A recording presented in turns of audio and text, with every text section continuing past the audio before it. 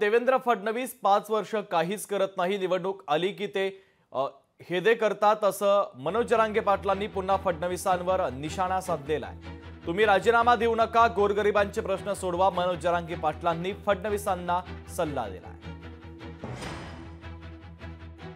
मराठा आरक्षणाकरता कुठलाही निर्णय घ्यायचा त्यांनी प्रयत्न केला आणि तो प्रयत्न मी थांबवला तर त्या क्षणी माझ्या पदाचाही राजीनामा देईल आणि राजकारणातून देखील निवृत्त होईल।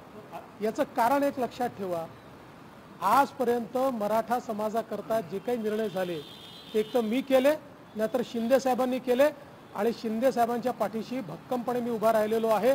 त्यामुळे अशा प्रकारे जाणीवपूर्वक नरेटिव्ह तयार करण्याचा प्रयत्न अतिशय अयोग्य आहे।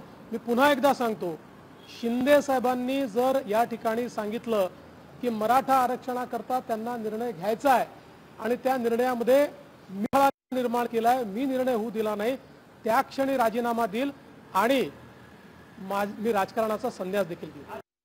सगळ्यांनी आपला न्यायाचा माणूस द्यायचा, आपण आपलं ताकदीने जसे पाडून ताकद दाखवली तशी निवडून आणून एकदा ताकद दाखवायची। काय होतं, एकदा 75 वर्षात त्यांना दिलं, 5 वर्ष जाऊ द्या ना गोरगरिबाला देऊन बघा ना काय होतं। एकदा काय फरक पडलाय तेव्हा?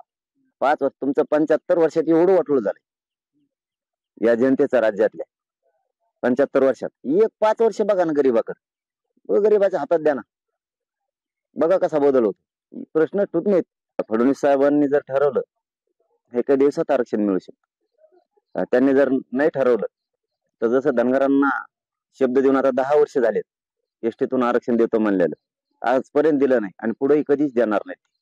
तसंच मराठ्यांचं सुद्धा आहे, त्यांनी जर ठरवलं नाही द्यायचं तर नाही देते। लोकशाही मराठी ऐका, पहा, जागरूक रहा।